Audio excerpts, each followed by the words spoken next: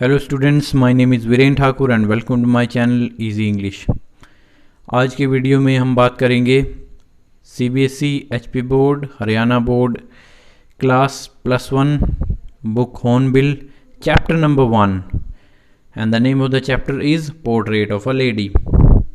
चलिए इसके ऑथर के बारे में बात करते हैं।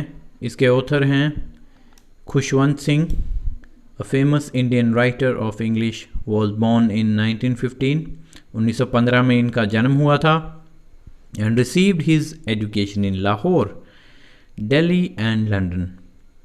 लाहौर, दिल्ली और लंदन में इन्होंने अपनी एजुकेशन हासिल की।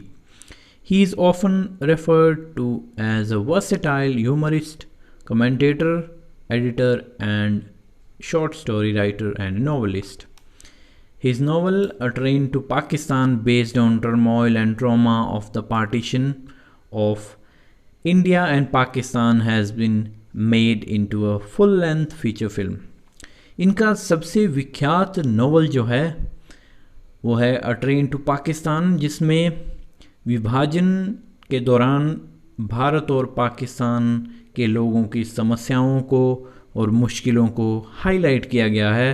बाद में इस नॉवल के आधार पर मूवी भी बनाई गई थी। तो चलिए अब बात करते हैं the portrait of a lady, introduction of the lesson. The portrait of a lady is the story of the author. He describes his strong relationship with his grand mother over the years. ये कहानी portrait of lady जो है वो author के उसकी grand mother के साथ relation को बताती है। ही डिपिक्ट्स हर डेली एक्टिविटीज़, उसकी रोज़ाना की एक्टिविटीज़ को वह डिपिक्ट करता है, बताता है। He explains her appearance and expressions in a vivid way. उसकी अपीयरेंस और उसके एक्सप्रेशन जो हैं उनको विविड मीन्स स्पष्ट तरीके के साथ हमें एक्सप्लेन करता है।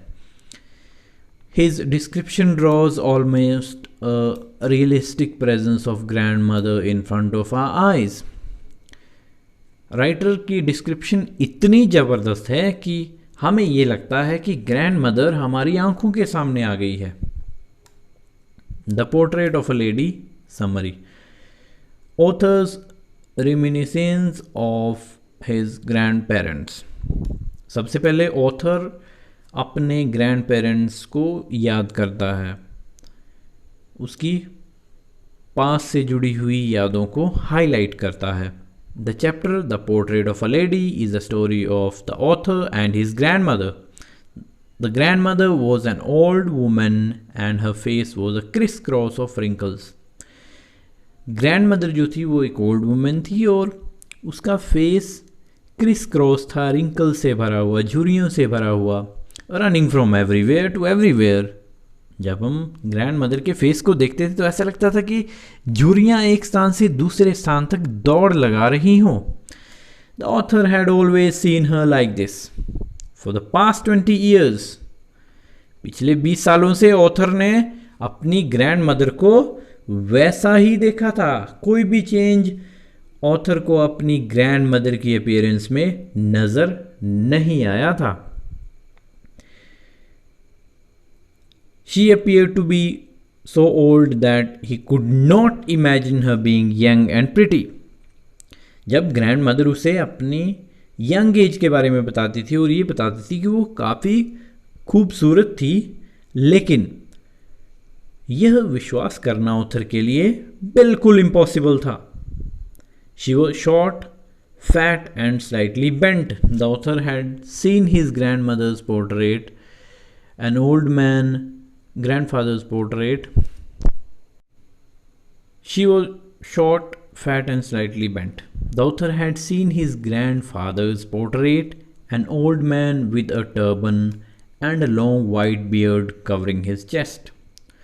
ऑथर ने अपने ग्रैंडफादर का पोर्ट्रेट, उसकी पिक्चर और तस्वीर भी देखी थी, जिसमें उसके ग्रैंडफादर ने टर्बन बांधी हुई थी और उनकी बहुत लंबी दाढ़ी थी जो कि उनकी चेस्ट को भी कवर करती थी। To the author his grandfather didn't seem like a man who could have a wife and children. Author को ये लगता था कि उसके ग्रैंडफादर की कोई वाइफ और बच्चे नहीं हो सकते, but someone who could have lots of grand children, सिर्फ और सिर्फ उनके पोते पोतियाँ ही हो सकती थी। ये ऑथर को लगता था उनकी पिक्चर को देख के, उनकी तस्वीर को देखकर। His grandmother used to move around the house in spotless white, with her one hand resting on her waist and her other hand counting the beads of her rosary. उसकी जो ग्रैंड मदर थी वह घर के इर्द गिर्द घूमती रहती थी अपनी वाइट ड्रेस के साथ। बिल्कुल वाइट ड्रेस वो पहनती थी और उसका एक हाथ जो था उसकी वेस्ट पर रेस्ट करता था और दूसरा जो था माला जपने में बिजी रहता था। जैसे कि मान लो वो माला के मनकों को काउंट कर रही हो। Her silver locks were scattered untidily over her pale puckered face. बुढ़ापे की वजह से उनका फेस कैसा दिखाई देता था? Puckered, full of wrinkles.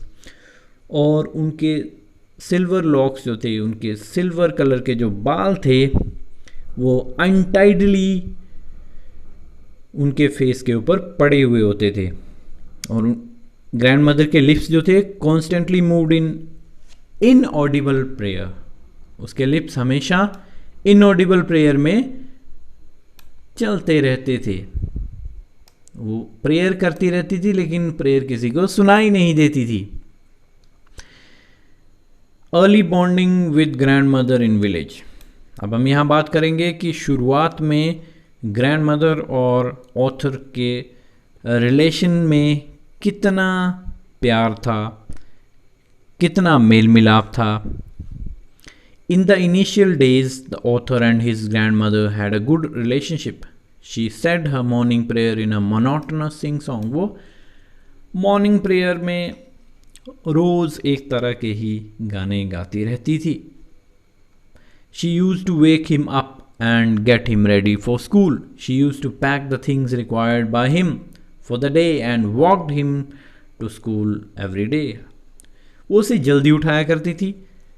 जो भी सामान ऑथर को चाहिए होता था अपनी दिन की एक्टिविटीज़ के लिए, उस सबको उसे प्रोवाइड करती थी और उसे स्कूल तक कंपनी देती थी। She used to visit the temple that was attached to the school. वह टेम्पल को विजिट किया करती थी जो कि स्कूल के साथ बिल्कुल सटा हुआ था। She had a routine of reading the scriptures.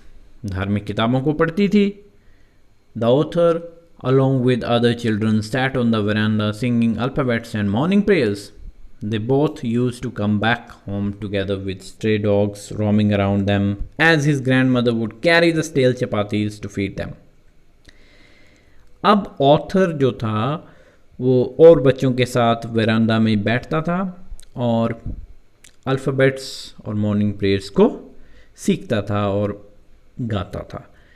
They both use to come back. वो इकट्ठे घर वापस आते थे और ग्रैंड मदर ने एक अच्छी हैबिट जो थी वो बनाए रखी थी। वो ये थी कि वो स्टेल चपातीज़ जो थी वो गली के कुत्तों को खिलाती थी। ये उसके चैरिटेबल नेचर को हाईलाइट करता है कि ग्रैंड मदर कितनी चैरिटेबल थी।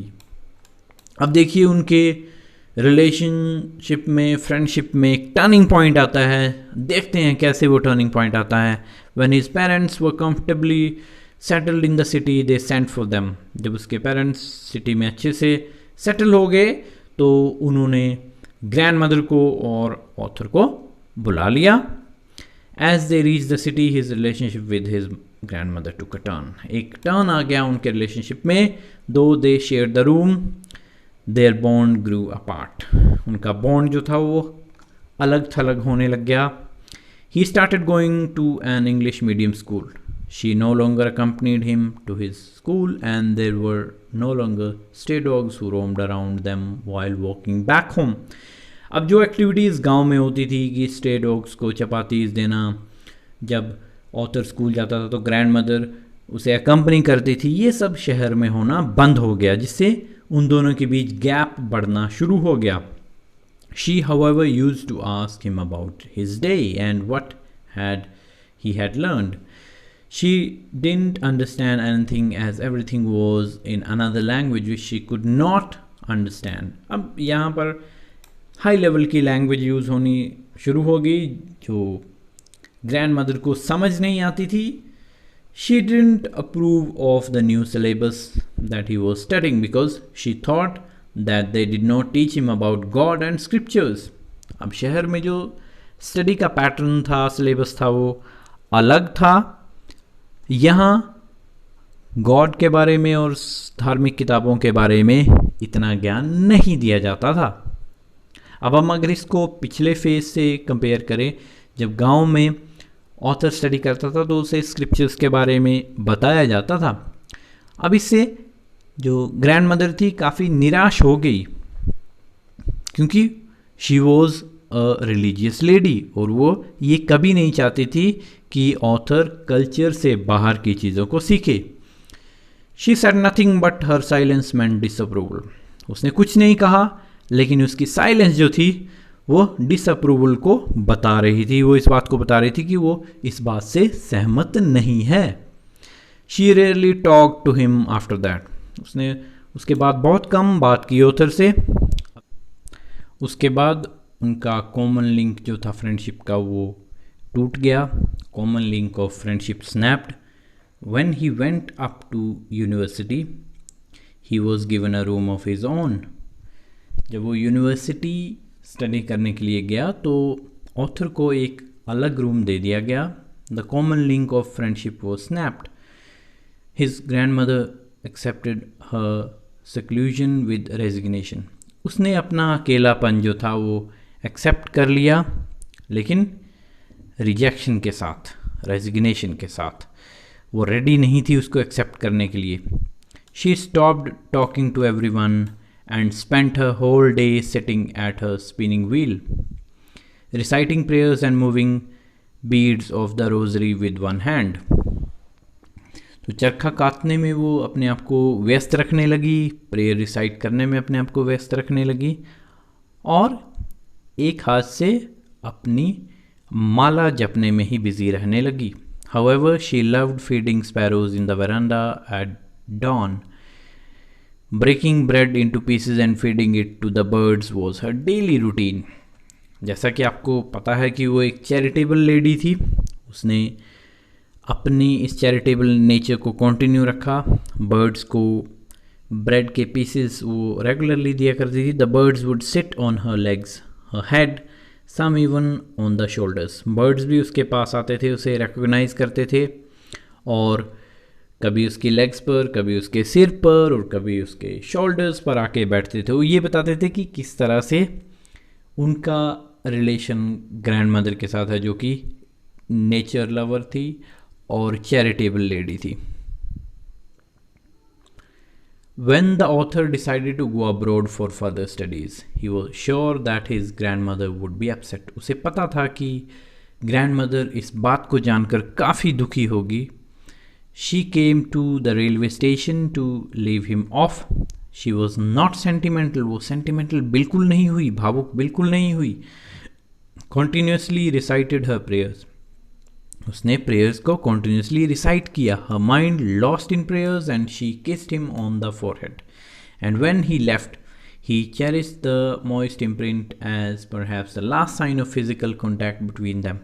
जब उसकी grandmother ने उसे प्यार से किस किया तो ये उनके फिज़िकल कॉन्टैक्ट का, उनके लव का एक लास्ट साइन था जो उसने महसूस किया क्योंकि उसे मॉइस्चर फील हुआ. After 5 years he came back home and was met by her at the station. 5 सालों के बाद जब वो वापस घर आया तो उसके बाद उसने फिर अपनी ग्रैंड मदर से मुलाकात की. कहाँ? स्टेशन में. She did not look a day older. वो एक भी दिन बूढ़ी नहीं लग रही थी. जैसा उसने अपनी ग्रैंड मदर को 5 साल पहले देखा था, 5 साल बाद भी सेम लुक्स उसकी ग्रैंड मदर की थी. ये काफ़ी अमेजिंग था. She clasped him within her arms and didn't say a word. उसने उसे अपनी बाहों में ले लिया और एक शब्द तक भी नहीं कहा. She still used to feed her sparrows. और वो स्पैरोज़ को फीड करती रहती थी, अपने चैरिटेबल नेचर को उसने कंटिन्यू रखा था। Now we will talk about the last stage of grandmother's life. In the evening a change came over her. She did not pray, उसने प्रे नहीं की, और ये अनयूजुअल बात थी। She collected the women of the neighbourhood, got a drum and started singing. For several hours, she thumped the sagging skins of the dilapidated drum. उसने खराब हालत में जो ड्रम था उसकी सॉफ्ट स्किन्स को काफ़ी ज़ोर से पीटा and सैंग of the home coming of warriors. Home coming के सॉन्ग गाने लगी वॉरियर्स की रिस्पेक्ट में। ये काफ़ी अजीबोगरीब हरकत जो थी वो ग्रैंड मदर की थी। The next morning she was taken ill. It was a mild fever and the doctor told us that there was nothing to worry about, but she was sure that her end was near. Doctor ने कहा कि घबराने की कोई बात नहीं है, grand mother जल्दी ठीक हो जाएंगी। लेकिन ग्रैंड मदर को अंदर ही अंदर पता था कि उसका एंड जो है अब काफ़ी नज़दीक था। She didn't want to waste her time talking to anyone in the family anymore, but spend her last hours in reciting her prayers. वो रिलीजियस लेडी थी, इसलिए वो किसी के साथ भी अब ज़्यादा बात करके समय बर्बाद नहीं करना चाहती थी, और अब बेड में लेटे हुए भी वो अपनी प्रेयर्स को रिसाइट करना चाहती थी। She died and so her body lay on the bed lifeless. उसके बाद उसकी डेथ हो गई। As they prepared for her funeral, they saw all the sparrows sitting in veranda around her, mourning her death. उसकी death पे मानो वो sparrows दुख मना रही हों। There was no chirping, कोई चहचहाने की आवाज़ नहीं थी, बिल्कुल शांत वो स्पैरोज वहाँ पे बैठी थी। They felt sorry for the birds and his mother fetched some bread for them. The sparrows took no notice of the bread. अरे उन्होंने तो ब्रेड की तरफ ध्यान भी नहीं दिया, जैसे कि मान लो उनका कोई अपना उन्हें छोड़ कर गया हो। ग्रैंड मदर एक रिलीजियस लेडी थी, चैरिटेबल लेडी थी, और नेचर के साथ उनका एक अटूट संबंध था। इसी को दर्शाया इन स्पैरोज ने। It was real tribute by the birds for the religious and charitable lady. तो ये इन बर्ड्स की तरफ से उस चैरिटेबल और रिलीजियस लेडी के प्रति एक श्रद्धांजलि थी जो उन्होंने अर्पित की वहाँ आकर। तो इस तरह से हम देखते हैं कि इस चैप्टर में खुशवंत सिंह जी ने काफ़ी बारीकी से अपनी ग्रैंड मदर के पोर्ट्रेट को हमारे सामने रखा है, उनकी आदतों को, उनके चैरिटेबल नेचर को, उनकी रिलीजियस टेंडेंसीज़ को, ठीक है, उनके स्वभाव को काफ़ी अच्छे शब्दों में व्यक्त किया है। ऐसा लगता है कि मान लो हमारे समक्ष एक प्रतिबिंब बनता है ग्रैंड मदर का। चलिए इसके वर्ड मीनिंग्स देखते हैं। Glossary page number 3। Wrinkled means having lines और फोल्ड्स, पकर्ड एंड क्रिंकल्ड। ये सिनोनिम्स हैं इसके, puckered and crinkled. Portrait means painting और picture. Mantel piece means a structure of wood, marble और stone above and around a fireplace. The thought was almost revolting. It was very hard for the author to believe. Revolting means unpleasant, disgusting. Absurd means illogical, ridiculous. Undignified means disrespectful. Fables means fictitious stories with a moral teaching. Imagination से भरी हुई stories जिनकी की moral teaching हो। Profits means cents, संत जिनको कहा जाता है। Criss cross means a pattern of intersecting straight lines. Criss cross word हमने तब देखा था जब ग्रैंड मदर के फेस में जो रिंकल्स थी उनको डिस्क्राइब किया था ऑथर ने। Now will talk about page number 4। Hobbled. Hobbled means walked in an awkward way. Spotless white means she wore clean white colored dresses. Stoop means bend one's body forward. Rosary means a string of beads for keeping count of number of chants made of a religious prayer. Locks means hair. Scattered means disorganized. Untidily means not neat, in an unkempt way, filthy way. Puckered means a face contract into wrinkles. Inaudible means unable to be heard. Serenity means the state of being peaceful and calm. Serenity का एक और synonym होता है tranquility, okay? An expanse of pure white serenity refers to the calm, relaxed and peaceful character of the author's grandmother. Contentment means a state of happiness and satisfaction. Monotonous, इसका pronunciation monotonous नहीं है, बहुत सारे students monotonous बोलते हैं लेकिन pronunciation है monotonous, means dull and boring. Bothered means to be concerned. Plastered means covered with a layer of plaster. Earthen means made of baked or fired clay. Stale means no longer fresh and pleasant to eat, hard, musty or dry. Scriptures, the holy writings of a religion. Growling means making a low guttural sound in the throat. Courtyard, veranda. Years rolled by means time passed. Page number 5. Distressed means suffer from extremely sorrow, anxiety or pain. Lewd association means indecent or obscene. Harlots means prostitutes. Gentlefolk means people of noble birth. Snapped means break suddenly and completely. Seclusion means the state of being private and away from the people or isolated. Okay, जब हम किसी से अलग हो जाते हैं. तो ऐसा ही हुआ था grandmother के साथ. Accepted her seclusion with resignation. The grandmother accepted a lonely life as she accepted the separation from her grandson without objection. No objection was there. Resignation means objection. Spinning wheel, a household machine with the wheel attached to it for spinning yarn. A veritable bedlam of chirpings refers to the noise and confusion caused by the chirpings of the sparrows.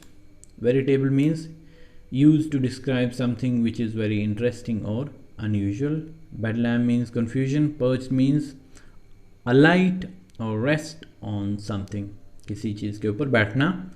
Shoot means make a person or animal go away by shouting or saying shoo. Beads, a small piece of glass or stone threaded with others to make a rosary or necklace.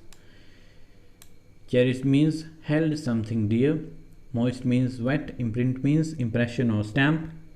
Clasp means held tightly. Frivolous means not having any serious purpose. Light-hearted. Grandmother sparrows को frivolous rebukes दिया करती थी. Rebuke means disapproval of something or someone. Frivolous rebukes means light-hearted scoldings. Thumped means hit. Sagging means sinking downwards. Page number 6. Dilapidated means in a state of despair or ruin. The sagging skins of the dilapidated drum means the loose surface of the worn out drum, जिसको grandmother काफ़ी ज़ोर से thump कर रही थी. Persuade means talk someone into doing something. Request or cajole. Overstaying means overdoing something. Omitted means left out or excluded something. Customary means traditional. Crude means in a natural state, roughly made. Cremated means dispose of or burn a body after it is dead. Blaze means a very large burning fire.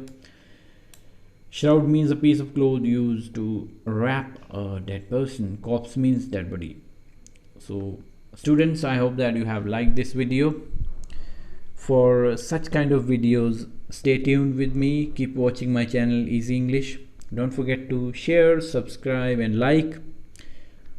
और bell icon को भी दबाना ना भूलें ताकि अगली video का notification आपको जल्दी से मिल जाए. Thank you.